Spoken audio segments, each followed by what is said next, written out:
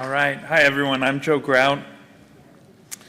As previously stated, I'm a non-traditional undergraduate from Texas State University. I returned to school to study concrete industry management. I was looking to make a change, and despite my hesitation, I decided to return to school. That initial hesitation quickly turned into a commitment to get the most out of my university experience, and I believe for the most part I've been pretty successful at maximizing my university experience. One of the more exciting opportunities to explore the subject of constructability was an opportunity to work with concrete 3D printing. I will be sharing with you a little bit about that experience, but then I want to dig into some of the strategies I've adopted as an undergraduate to maximize my ability to seek out and engage in exciting opportunities like this.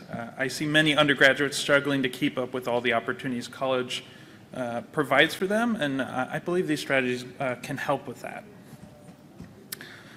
So in summer of 2023, I had the opportunity to intern with the Air Force Research Laboratory with the University of New Mexico, where I got to work with 3D printing. The group there was very generous, and they gave me an opportunity to run my own little experiment. I proposed an experiment using sand as a support material. I wanted to see if support materials could reduce the need for buildability in the mix design. Buildability is essential because the mix must be stiff enough to support additional layers, but sufficiently flowable to get through the pipes, and it can be expensive to do both. I printed domes with different levels of support to test how changes in buildability affected their stability. I started decreasing the buildability by increasing the water content in the mix. After reaching the limit of how much I could reduce the buildability with that method, I adapted and increased the size of the prints. Even with the increased size, the results were inconclusive. I think the supported dome is slightly more spherical, but I wanted to get more conclusive results. But I was reaching the limit of my material capacity, and I shifted my approach to incrementally adding weights to the print to simulate the weight of additional layer heights, allowing me to reach that point of buildability failure with the different support arrangements. The solid dome failed to under only 11.5 pounds of additional weight, while the dome with interior support reached 43 pounds before reaching a similar state of failure. And the dome with interior and exterior support held under 52 pounds with minimal deformation, indicating that the sand could serve as a support material and that the sand supporting the interior and exterior was the most reliable method to reduce the necessity for that costly high buildability mix design. Additionally, it gave me a chance to highlight the potential for 3D printing to create more intricate designs compared to what can be constructed with traditional formwork. Concrete 3D printing is already very good at optimizing material placement in 2 dimensions. For example, this corrugated wall, we can see the pattern created by material optimization in the plan view, but not in the elevation. On the other hand, with support materials, we can optimize material in 3 dimensions, or a corrugated wall where we can see the pattern of optimization both in the plan view and the elevation. I had the opportunity to make a few abstract shapes that I hoped would highlight more complex designs like that. So, the use of support materials is very well established in traditional plastic 3D printing. I believe there's untapped potential to significantly increase the complexity of concrete 3D printed objects, but I worry this diverges from what's currently popular in 3D printing research, which emphasizes mobile printers for the construction of homes. And while the idea of 3D printing homes is undeniably appealing for obvious reasons, I believe that, like computers, mobility often comes at the expense of the performance of a stationary machine. What would the computer industry look like if it had primarily focused on creating a laptop at the expense of stationary machines? Would we have powerful machines like servers? And what would the 3D printing equivalent be of a high powerful machine like a server? I want to see the 3D printing that is stationary and focusing on maximizing the complexity of its output. I think this would likely require a reusable automated support material. I think this could revolutionize the precast industry. For example, objects like this utility vault, which typically require multiple customizable forms with significant assembly time, could just be printed and could feasibly be made with one single monolithic structure. A lot of things had to come together to make this internship opportunity happen. I owe big thanks to Dr. Torres and Dr. Hojita, and especially Jeff Gangley with the Air Force Research Laboratory. This experience also asked a lot of me. I had to bring a lot to the table to fully benefit from the opportunity to run my own experiment. I believe that has all been built on the way I've approached college. Many people commenting on my experience have emphasized the impact my age must play on all of this, and while I think that certainly plays a factor, I believe I found some strategies that have helped me that I think are applicable regardless of age.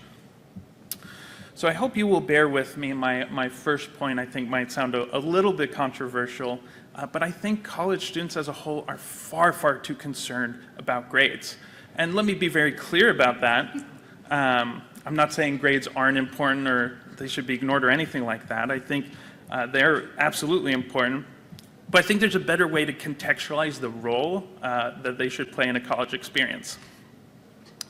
So before returning to school, I worked at sales in a funeral home and cemetery where we collaborated with the precast company. And I observed an all too common dilemma.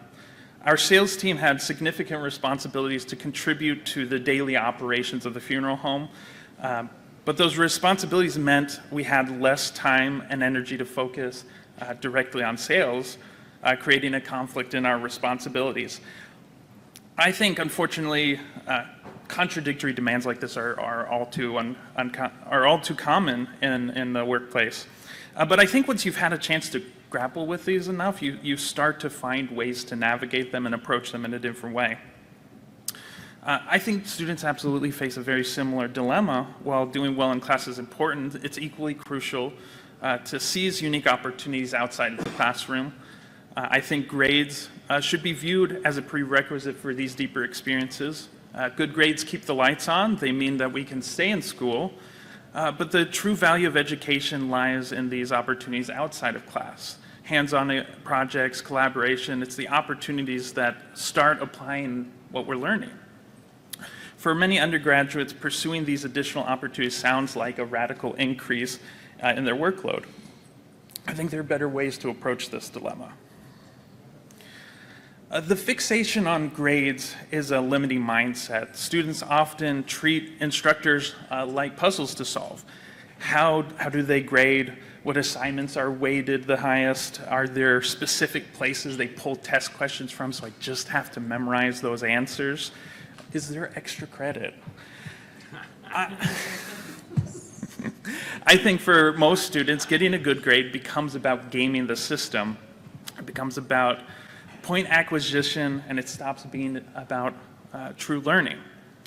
A point acquisition mindset reflects, in my belief, a fixed mindset, the belief that I am either good at something or I'm not, and that won't change. We should aim for a growth mindset, embracing the idea that I can learn and improve with effort. This was my perspective when I returned to school. I was eager to try a new approach, although I was uncertain about how that would turn out. But I knew I wanted to do something different. My first goal was simple. I just wanted to pass my classes. I wanted to avoid putting any additional pressure on myself for higher grades. I suspected that the first step into a point acquisition mindset is not laziness or even a disinterest in the material. I think it's likely a very natural response to the higher pressures of college and the high pressure for good grades. So how would my experience change if I lowered my expectations for high grades?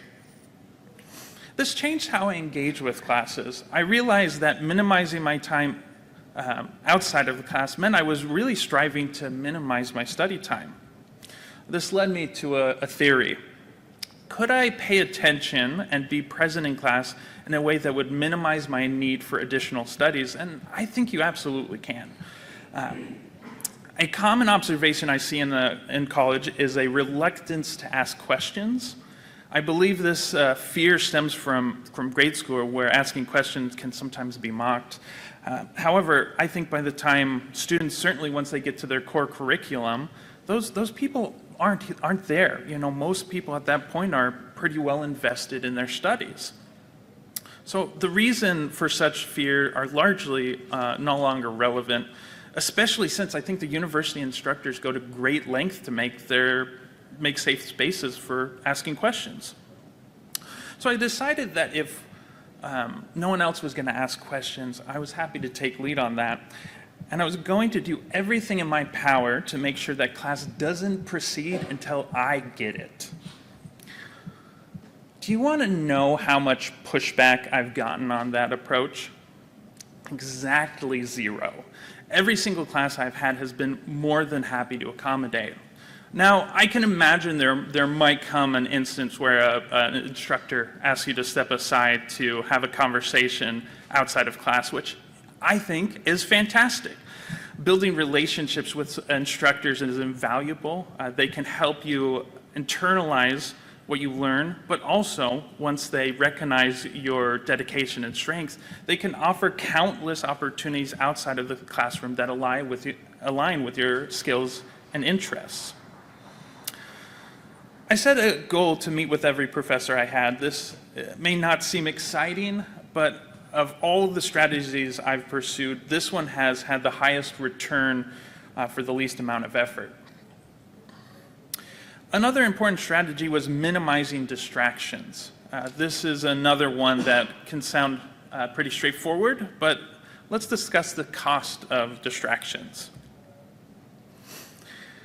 When you account for every expense that goes in college, not just the books or tuition, by my math, each class can cost around $3,000 or even up to $6,000 for a private school. Given that most semesters last around 15 weeks and classes typically meet twice a week, each class session effectively costs between $100 and $200. So, how would you behave differently if you had to hand your professor $100 bills at the start of class? It certainly caused me to think about it differently. Of course, if you skip, you're not getting out of paying that $100. And that changed my approach to class. So I did everything I could to minimize distraction, to silence my phone, to put it away, and avoid chatty classmates during class. Particularly if I'm still struggling to pay attention, I'm a big fan of standing up at the back of the classroom. It's harder to nod off if you're standing up. And for me, I'm paying $100 for that specific class meeting, so I'm going to do everything in my power to be focused and pay attention. And keep in mind, I'm trying to also stay dialed in because I don't want to spend more time after class reviewing what we just went through. So the fifth strategy I've adopted is taking the minimum 12 credit hours. I understand that fewer credit hours per semester is a tough ask. I really get the hunger to get out of class and to be done with school. It's easy to understand why student loans, family expectations, and the desire to enter the workforce all create pressure to finish quickly. But I think all too often the conversation stops at the question of time frame, and other values are never considered. For myself, pursuing the minimal credit hours has been a game changer that I believe I will continue to feel throughout my career. While other steps I've discussed have been helpful, this decision I think has truly solidified my success in school. I don't want to understate the struggle it might be to make this particular change, but I want to impress on you that I think it's well worth the effort, and if nothing else, I really encourage you to seriously weigh the pros and cons. So I sought a new approach to school. I've put grades in their proper context to minimize unhelpful stress. I've asked questions until I understand the material. I've connected with my professors. I've minimized distractions in the class, and I've limited myself to the minimum credit hours. Despite my best efforts, I have never hit that minimum grade threshold. I've consistently earned A's and B's and even made the dean's last semester. So, and I feel that for the most part, I've done that with less stress and more time outside of the classroom. And there's always been more exciting opportunities to pursue. I will admit, I still have semesters now and then that can be a bit of a grind. Some of that is unavoidable, but that extra activities, the ones that many students struggle to find time for, I really, truly, I don't know how I would live without them. They're deeply rewarding, and they give me something to be excited about during the doldrums of the semester. I think this is a byproduct of deeper learning. Deeper learning often fosters a stronger connection to the material, making it more personal, meaningful, and rewarding. Every exciting opportunity I've encountered has led into future possibilities. The way I approached school was instrumental in leading me to that internship with the Air Force Research Laboratory. Opportunities to present about that 3D printing research led directly to an internship last summer, and that's all feeding into exciting job opportunities as I approach graduation. Part of college is learning that we can work a lot harder than we ever thought we could. I hope this illustrates how seizing these opportunities and seeking out rewarding experiences beyond the classroom can be, worth the time and effort, worth those changes. So thank you.